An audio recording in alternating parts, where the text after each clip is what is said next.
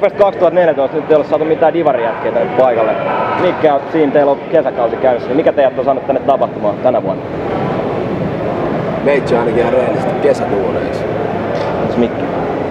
No mä oon vaan ihan siitä syystä, kun Siimi ei uskaltanut tänne yksin tulla, niin se tarjoaa kaverin tänne näin, niin mä lähdin messiin. Mitäs muuten Blockfestin, niin mikä teillä on täällä niin teidän suosikki-artisti? Jari? Tää? Niin. Kyllä mä Rossin keikkaa vähän vennyt. Harmittaa, että Tippa tee keikka ja eilen väliin. Onneksi se tulee vähän paikkaan. Ville? Joo, Rick Rossia me varmaan tässä meidän jälkeen mennään kattoo. On tää kaikki on hyviä artisteja. Ja siellä on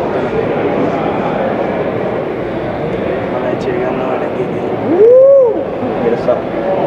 No, kyllä myös näiden gigejä seuraa, mutta mä Rick Rossia Ei muuta kuin tseppiä. Meitsi mennään Cheekiin kyllä. Rock'n'roll. Kiitos vaan. Terveisiä.